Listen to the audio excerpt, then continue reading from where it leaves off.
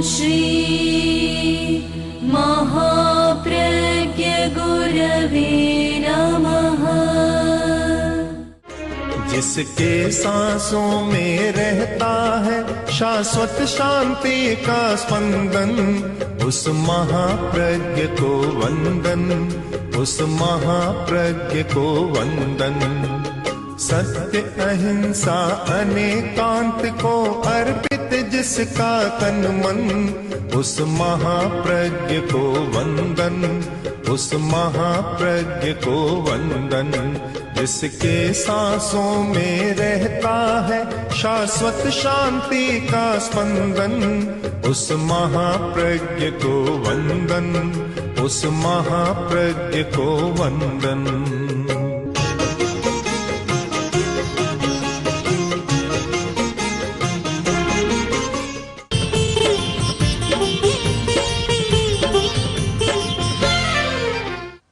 सूत्र कृतांग सूत्र में है, जो व्रत करता है वह पंडित है, व्रती है।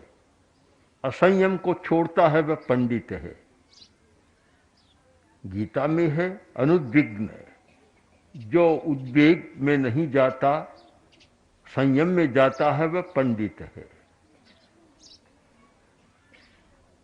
नीति वाक्यों में मिलता है धर्मम चरति पंडित है। पंडित कौन? धर्म का आचरण करता है। यहाँ धर्म को हम सांप्रदायिक भाषा में न समझी। धर्म का अर्थ है आत्मा की पवित्रता, यानी राग द्वेष को कम करना। वह पंडित है जो राग द्वेष को कम करता है, यानी जिसमें अहिंसा की चेतना है, सत्य की चेतना है, अपरिग्रह की चेतना है, वह पंडित है। फिर प्रश्न होगा, आज कोई पंडित कैसे हो सकता है? छोटे बच्चों की बात करें कि पंडित कैसे होगा, पंडित होने की ललक भी कैसे जागेगी? क्योंकि आज के लगभग बच्चे टीवी देखने वाले, टीवी देखते हैं। प्राय विद्यार्थी टीवी तो देखते ही हैं, कोई 1 घंटा 2 घंटा और यहाँ तक कि 10-10 घंटा देखने वाले विद्यार्थी भी हैं। हमारे सामने आए हैं ऐसे जो दिन में 10-12 घंटा भी देखते। तो भला टीवी देखने वाला पंडित कैसे बनेगा? धर्म का आचरण कैसे करेगा? अहिंसा का कैसे करेगा? शायद अहिंसा की बात तो कभी कभार आती होगी, हिंसा मारकाट की बात तो रोज आ जाती है सामने। और छोटे बच्चों के कच्चे दिमाग उस बात को पकड़ लेते हैं और पकड़कर पता नहीं कितनों ने अपनी जान गंवा दी। किसी ने आत्महत्या की बात सुनी और बच्चा छोटाई पंखे पर बांधकर कपड़ा लटक गया और मर गया। सर्वशक्तिमान की बात सुनी, छलांग लगाई, न जाने कितने बच्चे मर गए। तो एक प्रभाव होता है, रोज का प्रभाव। अब हमारे सामने प्रश्न है, धर्म की बात, अहिंसा की बात तो एक दिन सुनेंगे, हमारे पास आगे एक दिन सुनेंगे।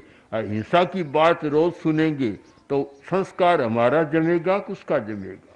संस्कार हिंसा का जमेगा कि अहिंसा का जमेगा? एक बड़ा प्रश्न है। 3-4 दिन जो बात रोज दिमाग में आएगी, रोज आंखों के सामने आएगी, उसको आदमी पकड़ेगा। एक दिन कोई बात आई, एक बार सुन ली, अच्छी लगी, फिर भूल जाएगा। एक शाश्वत सत्य है जिसका प्रकटीकरण हमारे पुराने योग के आचार्यों ने किया। अभ्यासात सिद्धि, सिद्धि अभ्यास से होती है। अभ्यास यानी रोज उसका अभ्यास करो, रोज उस पर ध्यान दो, तो वह बात तुम्हारी सज जाएगी। एक दिन में कुछ नहीं होता। विद्यार्थी पाठ पढ़ता है, रोज पढ़ता है तो भाषा आ जाती है, और एक दिन में ही सारा पाठ पढ़ा दे और फिर छुट्टी हो जाए, भाषा भी नहीं आएगी, ज्ञान भी नहीं आएगा, सीख भी नहीं पाएगा। स्कूल में रोज जाना पड़ता है और 5-6 घंटा काम करना होता है, और फिर होमवर्क अलग करना होता है, तब जाकर कहीं उस बात को पकड़ पाता है।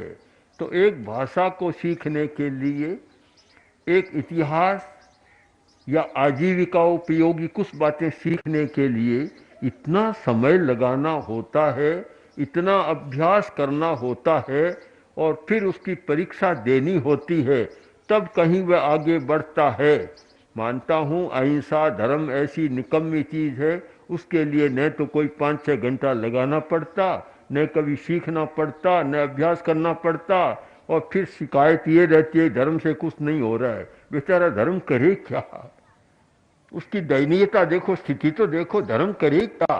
कब आपने 5-6 घंटा रोज लगाया? एक विद्यार्थी पहली कक्षा से प्रारंभ करता है और बीए होगा, आगे एमए होगा, तब तक लगभग पोस्ट ग्रेजुएशन तक 15-16 वर्ष लग जाते हैं। इतने लंबे समय तक अध्ययन करता है, तब लौकिक विद्या का ग्रहण और विकास होता है। लोकोत्तर विद्या के लिए आपने कब समय लगाया? धर्म के लिए कब समय लगाया? धर्म की तो स्थिति यह है कि हमारे धर्म करने वाले बिना पढ़े ही बड़ी बड़ी बात शुरू कर देते, पूरी बात होती नहीं है। हमें चिंतन करना है, एक समस्या पर विचार करना है कि हमारी शिकायत तो यह रहती है कि धर्म के द्वारा समाज का परिवर्तन नहीं हो रहा है, धर्म के द्वारा जीवन का परिवर्तन नहीं हो रहा है। दूसरी तरफ धर्म के लिए हम समय नहीं लगा रहे हैं। तो क्या धर्म ऐसा कोई है कि एक बार सुना और या कोई जादुई डंडा घुमा दिया या शक्तिपात कर दिया कि आप में बस आ जाए? ऐसा तो नहीं हो सकता। एक बार करने से ऐसा नहीं होता। किसने विधिवत धर्म का अभ्यास किया? और मैं तो मानता हूं कि आज के वैज्ञानिक युग में धर्म का भी विधिवत अभ्यास होना चाहिए। पहली कक्षा, दूसरी कक्षा, तीसरी कक्षा। हमारे लोग तो सीधे ही पोस्ट ग्रेजुएशन में चले जाते हैं, पहली कक्षा में भर्ती नहीं होते। बहुत बार लोगों से पूछता हूँ 50 वर्ष धर्म करते करते हो गया, कहाँ तक पहुँचे? अब कहाँ तक पहुँचे इस बात को जानते ही नहीं, कहाँ तक पहुँचे। क्या परिवर्तन आया? क्रोध कम हुआ? कि नहीं, क्रोध तो बुढ़ापे में और बढ़ा है। अहंकार भी बढ़ा है। छोटा था तब अहंकार नहीं था, अब थोड़ा पास में हो गया तो अहंकार भी बढ़ा है, लोभ भी बढ़ा है, और उस सब के लिए माया जाल भी बढ़ा है। ये सब तो बढ़ा है। तो फिर धर्म से आपको मिला क्या? क्या मिला फिर? हम जब तक धर्म को भी विधिवत करना नहीं सीखेंगे तो धर्म से जो लाभ होना चाहिए वह नहीं होगा। पहली कक्षा में प्रवेश, पहली कक्षा, धर्म की पहली कक्षा या पहली कक्षा का पहला पाठ वर्णमाला क ख गड़ा ABCD में मानता हूं है मन की चंचलता को कम करने का अभ्यास करना। जब मन की चंचलता को भी कम नहीं करता तो फिर धर्म का अवतरण कहां से होगा? जो भी काम करेगा, क्रिया करेगा, कर्म कांड करेगा, पर अच्छा नहीं हो पाएगा, क्योंकि मन तो चंचल है। मन तो इतना चंचल होता है, बंदर की तरह। बच्चा चंचल होता है, बंदर भी चंचल होता है, तो मन उससे भी ज्यादा चंचल है, बहुत ज्यादा चंचल होता है मन। अब जब मन को भी ठीक नहीं किया तो कैसे होगा? मन की चंचलता बड़ी एक समस्या है, और मैं तो मानता हूं कि बहुत सारी समस्याएं पैदा होती है, उनकी जड़ में मन की चंचलता की समस्या है। अगर वह कम हो जाए तो एक दृष्टिकोण बदल जाए, दुनिया बदल जाए, सारा दृश्य बदल सकता है। अगर चंचलता कम हो जाए तो चंचलता तो बढ़ जाती है। एक व्यक्ति को कुछ थोड़ी सी बात कहो, इतने में तो एकदम आवेश में आ जाएगा, कारण मन बड़ा चंचल है, उस बात को पकड़ लेता है, बहुत जल्दी पकड़ता है। सबसे पहली बात है आरोग्यम मूलम उत्तमम। आरोग्य तो मूल है, उसकी बात है कि शरीर स्वस्थ रहे पर शरीर स्वस्थ कब रहेगा कि मन स्वस्थ रहे। मानसिक स्वास्थ्य ठीक नहीं है तो शारीरिक स्वास्थ्य भी अच्छा नहीं रहेगा। मन स्वस्थ है तो फिर ये लड़ाई झगड़े आग्रह विग्रह कम हो जाते हैं। ये ज़्यादा लड़ाई झगड़े छोटी छोटी बातें क्यों होती है कि मानसिक स्वास्थ्य अच्छा नहीं है, समझ लो अच्छा नहीं है। अब हम तो जाते हैं, आपस में जातियों के भी बहुत लड़ाई झगड़े। उधर बीकानेर राज्य तो इससे मुक्त है, पर मेवाड़ जाते हैं कि 10 साल बीसा का झगड़ा शुरू हो जाता है। ओसवाल में एक जाति में भी, ओसवाल जाती है 10 बीसा डाया और पांचा, आपस में बेटी व्यवहार बंद कर दो, सगाई संबंध मत करो और मौका आने पर खूब जमकर लड़ाई भी करो, एक दूसरे को नीचा मानो ओछा मानो। लोग तो कहते हैं हरिजनों को नीचा मानते हैं, इनको अहंकार सब जगह काम करता है। उसमें कोई भी आ जाए, हर कोई विषय बन सकता है। बकरी के सामने कुछ भी आ जाए, हर चीज को खा सकती है, आग को भी खा सकती है। तो अहंकार ऐसा है कि कहीं भी दीवार खड़ी कर देता है। अब भला 20 10 5 ढाया, अब ये दीवारें खड़ी कर दी। और यहाँ भी मैंने सुना है, अब आजकल कैसा चलता है मुझे पता नहीं, ये कहीं गांव बाणियार हाट बाणिया। अरे क्या होता है गांव बाणियार, क्या होता है हाट बाणिया? एक ऐसी लकीरें अहंकार ने खींच दी कि लड़ाई करने के लिए अच्छा मौका मिल जाता है सबको। लड़ने के लिए कुछ तो चाहिए ना, लड़ने के लिए कुछ चाहिए तो अच्छा मौका मिलता है। वह शेर और सामने बकरी आ गई, भेड़िया आ गया, भेड़ बोली कि तूने मेरा कुछ बिगाड़ा। बोला आप तो बन के राजा, मैंने आपका कुछ नहीं बिगाड़ा। कि तेरे बाप ने बिगाड़ा था, तो उसका मुझे पता नहीं। कि तेरे दादा ने बिगाड़ा, किसी ने मेरा बिगाड़ा है, कहते हुए उसको दबोच लिया। तो ऐसे ही लड़ाई करने के लिए कोई न कोई रेखा खींचनी पड़ती है। ये हार जीत भी रेखा के आधार पर होती है। फुटबॉल का मैच होता है तो किस आधार पर होता है? बस इधर आ गया तो हार गया, इधर आ गया तो जीत गया। एक बुढ़िया जा रही थी, बुढ़िया ने देखा कि तालियां बज रही। उसने पूछा अरे क्या हो रहा है? तो फुटबॉल का मैच हो रहा है। अरे क्या होता है? कि देखो ये है ना, इधर आ जाए तो हार जाता है, इधर आए जीत। अरे मूर्खों, पहले ऐसा बनाए ही क्यों जिससे लड़ाई करो, हार जीत करो। तो ये बनाता आदमी का अहंकार ऐसा है कि बना देता है, इन सब चीजों की रेखा खींच देता है। और जातियों की इतनी रेखाएं खींच दी, इतनी रेखा कि लड़ने के लिए एक जातिवाद बहुत अच्छा साधन मिल गया। लड़ाई बिना आदमी रसता नहीं है। लड़ाई में जितना रस है, बहुत रस है। अब राग और द्वेष, लड़ाई में इतना रस है। मैं तो कभी कभी सोचता हूं कि जितना लड़ाई में रस है उतना न घेवर में, न जलेबी में, न रसगुल्ला में, किसी में नहीं। सबसे ज्यादा लड़ाई में रस है। कहीं भोजन हो रहा है, अच्छी वस्तु है, कोई आदमी बिना बुलाए नहीं जाएगा। लड़ाई हो रही है तो अपने आप चले जाएंगे, 2 पाने बन जाएंगे, 2 खेमे बन जाएंगे, बिना बुलाए जाते।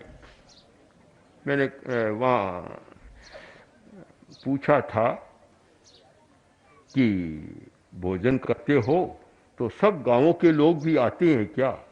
तो एक चौधरी बैठा था, उसने कहा नहीं, बिना बुलाए हम नहीं जाते। तो मैं लगा कि हाँ, खाने में तो बिना बुलाए नहीं जाएंगे, और लड़ाई हो रही है तो बुलाने की जरूरत नहीं, अपने आप चले जाएंगे।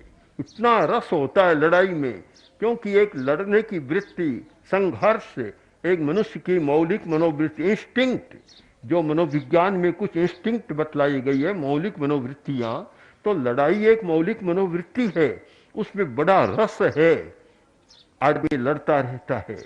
तो अब लड़ने के लिए चाहिए, जाति बना दी, ये संप्रदाय बना दी, अलग अलग, जहां भी अलगाव आया वहां लड़ाई की बात आ जाए। अभेद में कोई लड़ाई नहीं होती।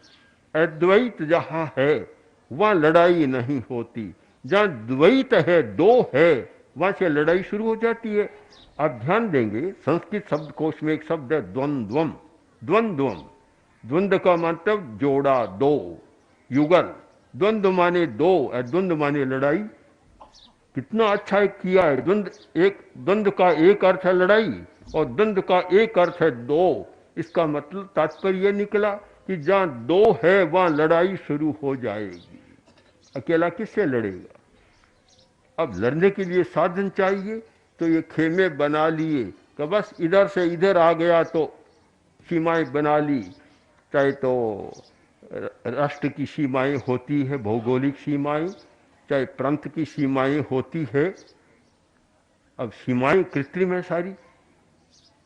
हमने देखा अब जिला की सीमा है कि जिला, हमारे साथ एक पुलिस का सिपाही चल रहा था, उसने कहा अब बायतू थाने की सीमा आ गई। हमने सीमा है कहाँ?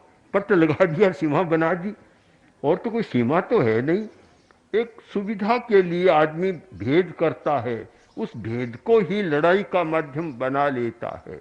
ऐसा क्यों होता है कि हम जीने की कला नहीं जानते, यानी मानसिक चंचलता को कम करना नहीं जानते।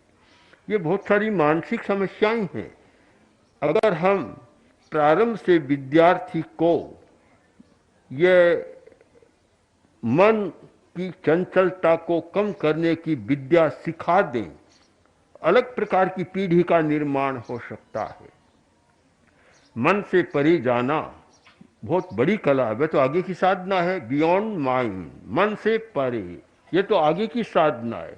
इतना न हो तो कम से कम चंचलता इतनी कम हो जाए कि हर बात से प्रभावित न हो। एक बात सुनी प्रभावित हो गया, ऐसा जल्दी प्रभावित न हो, अप्रभावित रह सके, सोचने का मौका मिल सके, विचार कर सके कि यह हुआ है, अब मुझे क्या करना चाहिए, क्या है, कैसे है, जानकारी ले। सीधा नहीं, सीधा ही बस उसमें कूद पड़ता है, सोच बिना, विचारे बिना। कारण मन की चंचलता। हम इससे आगे जाएं तो हमारी समस्या है भावों की चंचलता। मूल जड़ तो वह है भाव की चंचलता, उपाधि भाव, हमारे भाव, और हमारा सारा संचालन, मन का संचालन भी हमारे भाव तंत्र के द्वारा हो रहा है। और हमारे मस्तिष्क में एक ऐसा हिस्सा है जहाँ भाव पैदा होते हैं, जिसे मेडिकल शरीर शास्त्र की भाषा में कहते हैं हाइपोथैलेमस। एक हमारा लिम्बिक सिस्टम का ऐसा हिस्सा है जहाँ भावनाएं पैदा होती हैं, और वे भावनाएं मन को संचालित करती है, और मन की चंचलता शरीर को संचालित करती है, और ये सारा व्यवहार चलता है। हम इस पर विचार करें। अगर चाहते हैं कि बच्चों में अच्छे संस्कार आए, हर माता पिता अभिभावक चाहता है बच्चों में अच्छे संस्कार आए। विद्यार्थी इतना सोच नहीं सकता, छोटा बच्चा तो सोच नहीं सकता, उसे पता ही नहीं लगता। मैंने एक छोटे बच्चे से पूछा, अभी तुम तो 10-12 वर्ष के हो, चश्मा क्यों लगा लिया? तो पिता बोला कि टीवी बहुत देखता है। और बच्चे तो जानते नहीं, और टीवी के निकट बैठकर देखते हैं तो आंखें तो खराब होना ही है। ये तो स्वाभाविक बात है, आंखें भी, स्वास्थ्य भी, दिमाग भी, सब पर उसका जो एक्स-रे किरणें निकलती है उनका प्रभाव होता है। पर बच्चों को ज्ञान नहीं होता। पर माता पिता जानते हैं। माता पिता वे भी उस दिशा में सोचते नहीं है, गंभीरता से इस बात को नहीं लेते हैं। छोटे छोटे बच्चे, उनके ऑपरेशन कराने की स्थिति आती है, आंतें खराब हो जाती है, दांत खराब।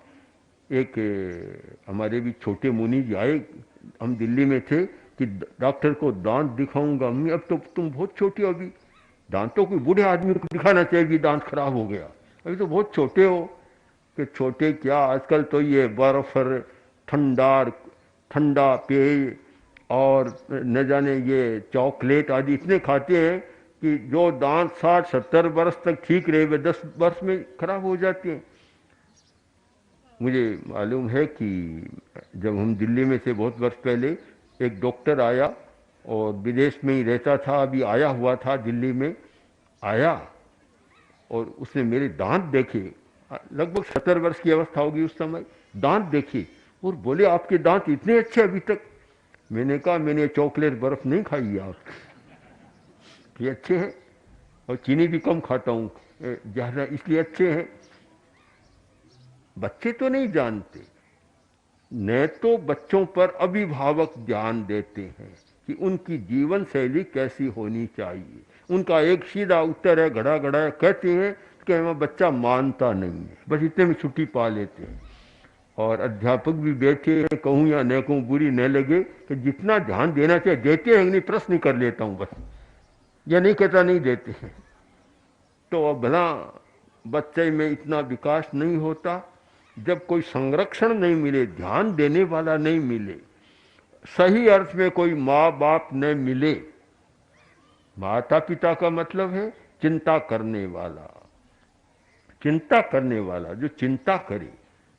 और चिंता करे तो ऐसा, चाणक्य नीति में जैसा कहा है कि लालेत 5 वर्षाणी, छोटा बच्चा है 5 वर्ष तक तो लाड रखो, 10 वर्षाणी ताड़ेत, 5 से 10 वर्ष के बीच में थोड़ी ताड़ना दो, उलाहना दो, थोड़ा रोको, नियंत्रण करो, डांटो उसको थोड़ा थोड़ा।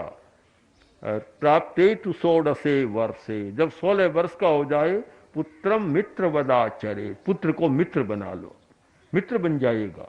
पर ये प्रक्रिया से चले तब होता है ना। माता पिता के पास तो समय कहाँ है, आजकल समय नहीं, इतने व्यस्त हैं सब। ये तो बेचारे हो गए तब क्या करें, और व्यस्त तो इतने हैं।